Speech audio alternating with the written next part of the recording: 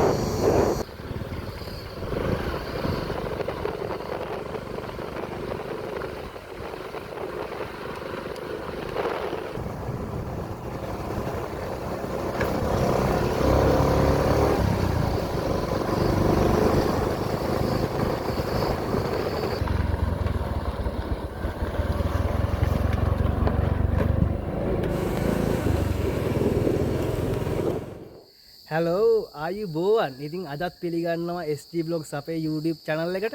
ඉතින් ඉන්දියා සංචාරයෙන් පස්සේ අපි ආපහු අරගෙන අවිල්ලා තියෙනවා අපේ ලංකාවේ ලස්සන ඔයාලත් එක්ක බෙදා ගන්න.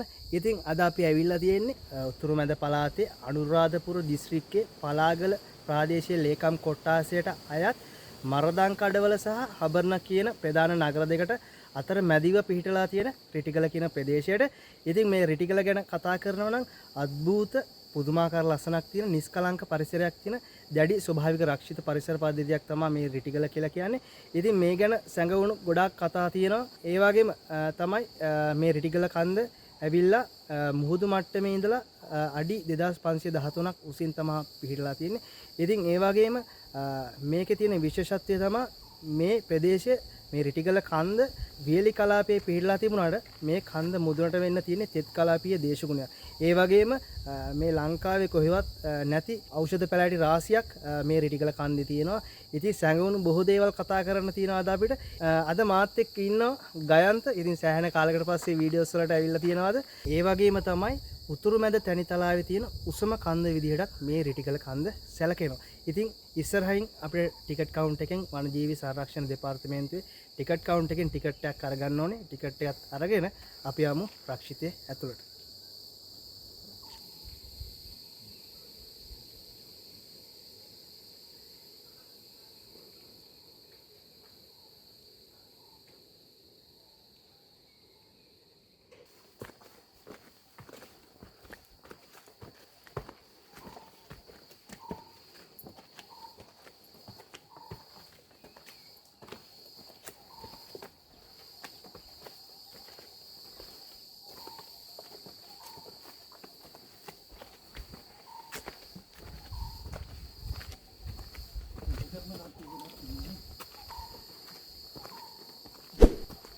ඉතින් ගයිස් අපි දැන් රිටිගල රක්ෂිතයට ඇතුළු වුණා. අපි දෙන්න ගත්තා ටිකට් කවුන්ට් එකෙන් ටිකට් එක. රුපියල් 60ක් තමයි වෙන්නේ ටිකට් එක. ඔයාලට පේනවා ඇති, ඇහෙනවා ඇති. රැහැයෝ කෑ ගහනවා. ඉතින් නිස්කලංක පරිසර පද්ධතිය.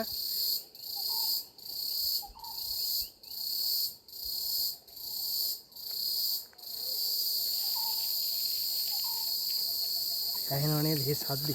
ඉතින් මේ වෙනකොට තාම කවුරුත් නැහැ. ඉතින් උදේ දැන් වෙලාව 10:00. අපි දෙන්න විතරයි නිදහසේ මේ නිස්කලංක පරිසරයේ සුන්දරත්වය විඳින ගම අපි ඉස්සරහට යනවා.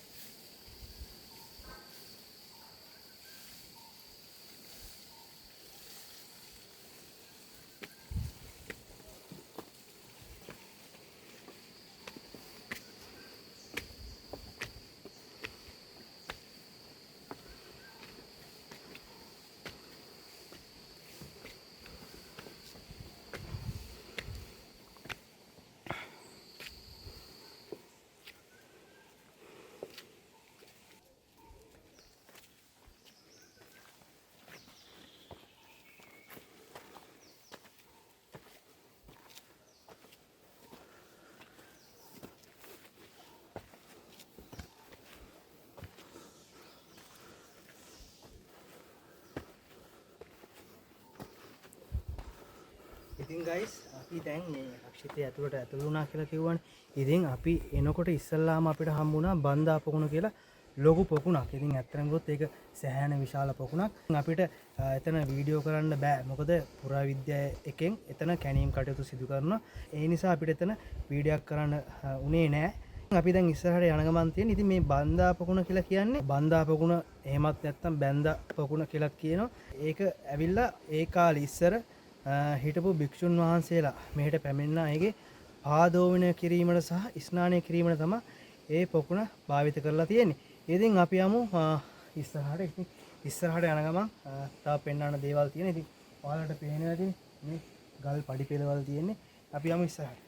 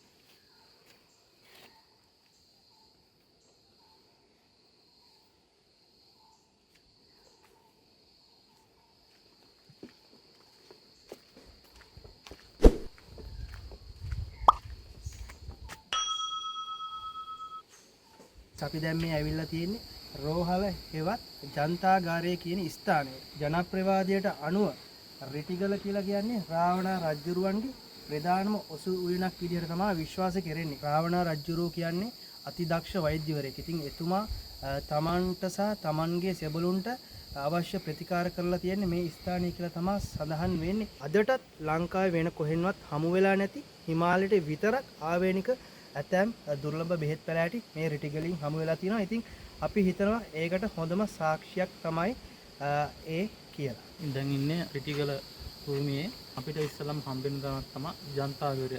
නැත්තම් රෝහල. රෝහල කියන තැන තමයි මේ ඉන්නේ. කලින් නම් මෙතන වහලයක් එහෙම තියෙන්නේ නැති ගල් කණු තියෙනවා අපිට බලා ගන්න පුළුවන්. මේ පාර දිගේ තමයි මෙහෙට එන්න තියෙන්නේ. දැන් මෙතනින් ඇතුල් වෙලා අපිට මේ පැත්තේ බලා ගන්න පුළුවන් බෙහෙත් අඹරපු තැනක්. මේ ගල් ගෙවිලකම තියෙනවා.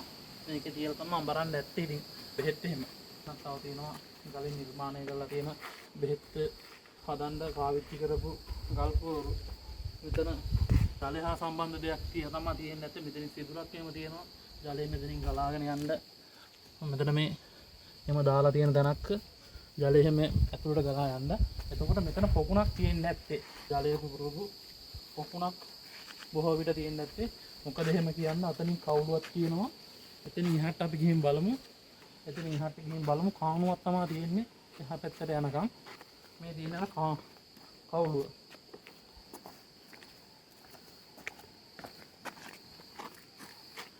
ඒ වගේ මේ ජලය ගලාගෙන යන්න තියෙන කාණුව තමයි තියෙන්නේ. එහා පැත්තේ පොකුණට සම්බන්ධ වෙන මේ දිගටම මෙතන කාණුව තියෙනවා මේ ගල් බැම්මෙන් එහාට යනකම්. මෙතෙන්ද ජලය ගෙනාපයක් හෝ මෙතනින් ජලය පිටක වරපු තැනක් කාණු පද්ධතියක් එන්න ඕනි මේක. තාම රිටිගල කන්දේ පටන් ගැම්ම තමයි. තව ගොඩක් උඩට යන්න තියෙනවා.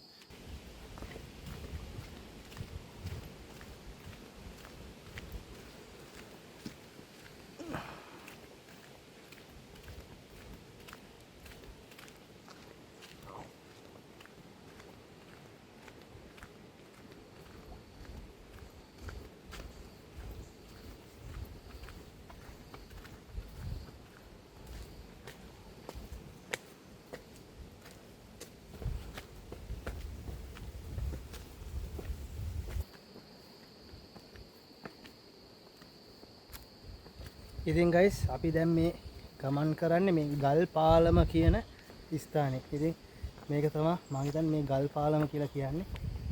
බෝඩ් එක දාලා තිබ්බා. ඉතින් ඔයාලට පේනද මේ පහළේ ඉඳන්ම තියෙනවා. හරිම නිස්කලංකයි. අද කවුරුත් නැහැ.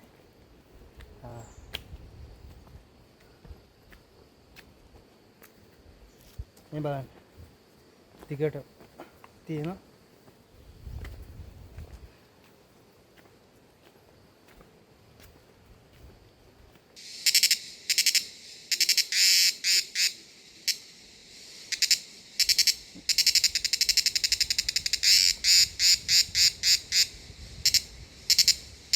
විස්තරයක් කියහන් කියනවා රැහැයි කියලා.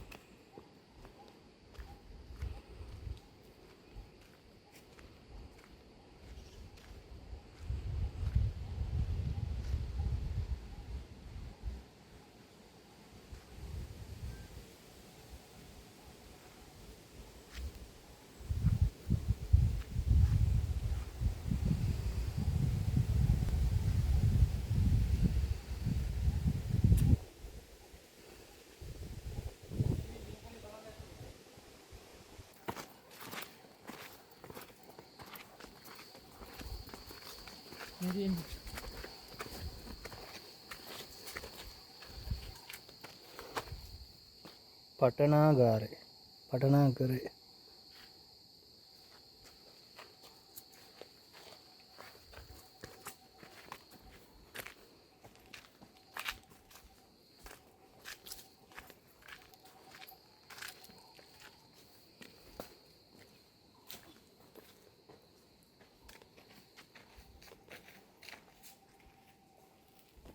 අපි මුලින් සඳහන් කළා මේ රිටිගල රාවණ රජු සම්බන්ධයෙන් වැදගත් ස්ථානයක් කියලා. සංජීවනියේ කතාව.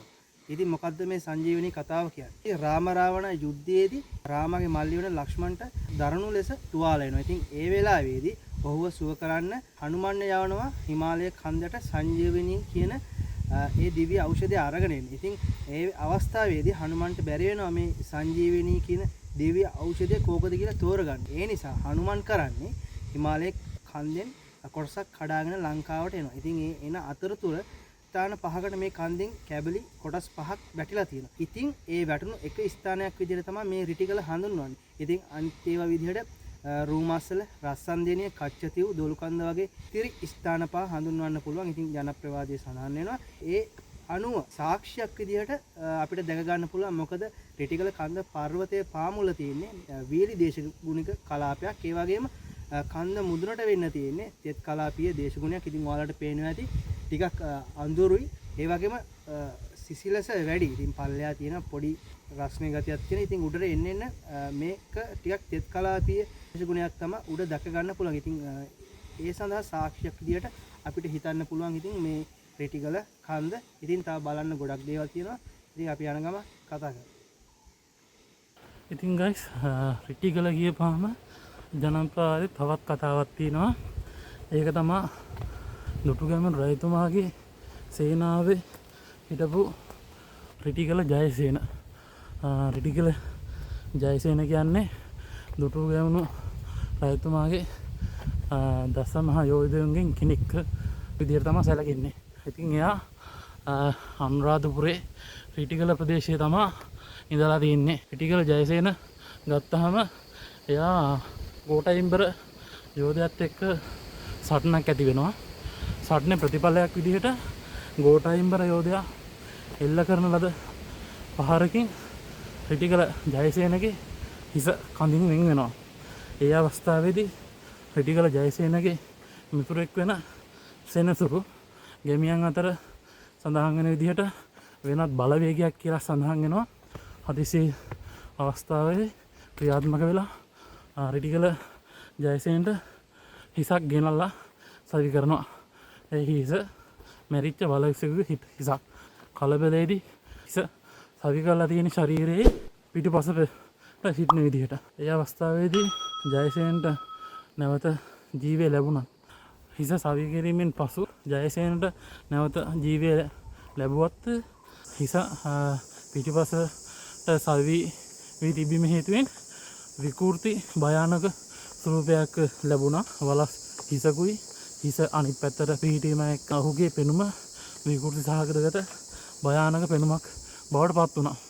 ඒ හින්දා මිනිස් වාසය නිවත් වෙලා සොහොන් පිට්ටනි ආශ්‍රිතව ඔහුගේ වාසය සිද්ධ කරන්න යෙදුණා. ඒ අවස්ථාවේදී භයානක යක්ෂයෙක් බවට රිටිගල ජයසේන පත් වුණා කියලා තමයි ජනප්‍රවාදයේ සඳහන් වෙන්නේ. එහෙම තමයි රිටිගල සම්බන්ධව අනෙක් ජනප්‍රවාදයේ ඒ කියන්නේ රාවණ ජනප්‍රවාදයට පස්සේ දුටුගැමුණු රජතුමාගේ කාල සමයේ අනුරාධපුර යුගයේ සඳහන් වෙන්නේ.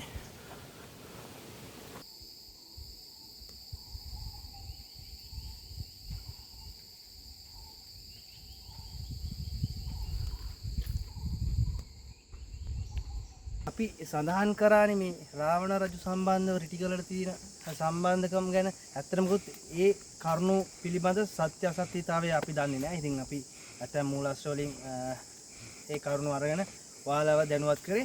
ඉතින් ඔයාලා දන්න දෙයක් තියෙනවා නම් අපේ වැරදි දෙයක් තියෙනවා නම් ඒ දේ නිවැරදි කරන්න අනිත් අයට දැනගන්න. ඔයාලා දන්න දේ පහළ කමෙන්ට් සෙක්ෂන් එක තියෙනවා. ඔයාලට කමෙන්ට් කරන්න අනිත් අයට දැනගන්න. ඉතින් දිගටම ඉන්න අපි බලමු ඉස්සරහට මොකද වෙන්නේ කියලා.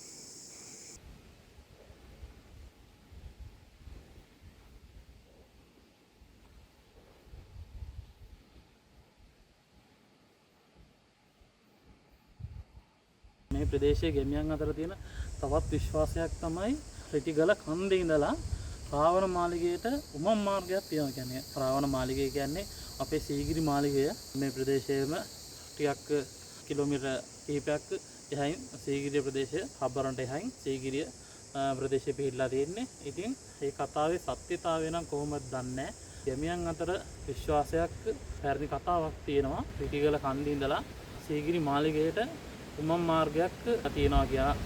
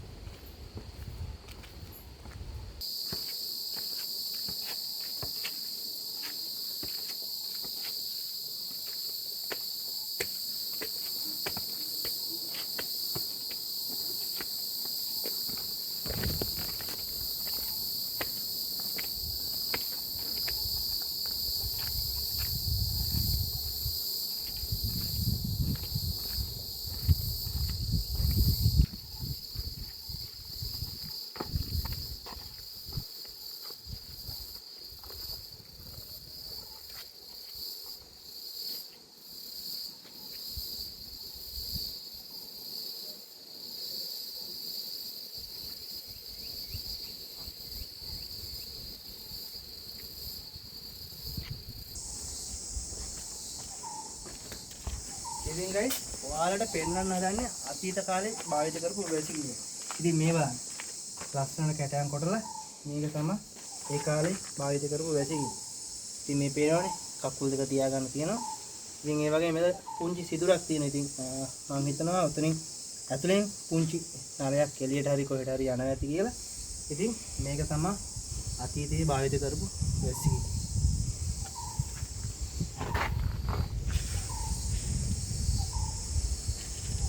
රාවණ රජු සම්බන්ධ කාරණාවේදී මේ රිටිගල රාවණ රජතුමාගේ දඬු මොඩරේ නැවැත්වීමට මේ රිටිගල කන්ද මුදුනේ ප්‍රදේශය භාවිත කරා කියලා. ඉතින් ගුවන් පතේ විදිහට ඉතින් මං හිතන්නේ එහි පිහිටලා තියෙන භූගෝලීය පිහිටීම තැන්නත් එක්ක නිසා වෙන්න ඇති රාවණ රජතුමා මේ තමන්ගේ ගුවන් පතේ විදිහට රිටිගල කන්ද මුදුන භාවිත කරන්න ඇත්තේ කියලා අපි හිතනවා. ඉතින් ජනප්‍රවාදයේ සඳහන් වෙනවා. නමුත් මේ වර්තමාන වෙලට කන්ද මුදුනට යන්න අවසර නැහැ. මේ නටබුන් තියෙන ප්‍රදේශය විතරයි අපිට නරඹන්න පුළුවන්.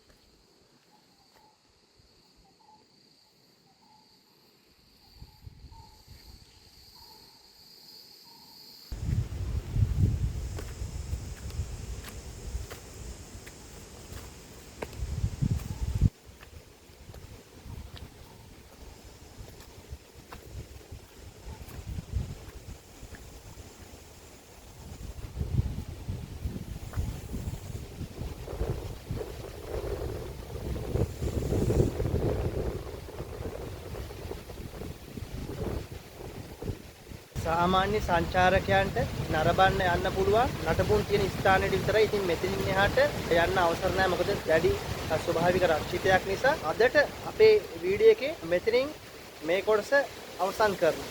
ඇත්තටම රිටිගල කියන්නේ අපේ ලංකාවේ හෙළ වෙදකම වගේම පැරණි තාක්ෂණය අතින් සාක්ෂි සහිතව පෙන්වන්න පුළුවන් නටබුන් තියෙන ස්ථානයක්. ඔයාලත් එන්න ඇවිත් මේ ස්ථානේ නරඹන්න. ඒ වගේම අපි හැමදාම කියනා වගේ ඔබ රැගෙන එන දේවල් රැගෙන යන්න. මොකද අනාගතයේ පරපුරටත් අපි මේ දේවල් රැක ගන්න ඕනේ. ඉතින් අදට අපේ vlog එක මෙතන නතර කරන. අපේ YouTube channel එක තාම subscribe කරලා නැත්නම් දැන්ම subscribe කරන්න. ඒ වගේම bell icon එකත් click කරන්න. අපි වීඩියෝ එකක් දාපු ගම notification එකක් එනවා ඔයාලට. එතකොට ඔයාලට අපේ වීඩියෝ නරඹන්න පුළුවන්. ඒ වගේම අපේ Facebook, Instagram, TikTok link ටික දාලා තියෙනවා පහළ description එකේ. අපි follow කරගෙන යන්න. ඉතින් ආයෙත් දවසක ලස්සන මෙවැනි සුන්දර වැඩසටහනකින් හම්බෙමු. අදට අපි යනවා. ජය වේවා.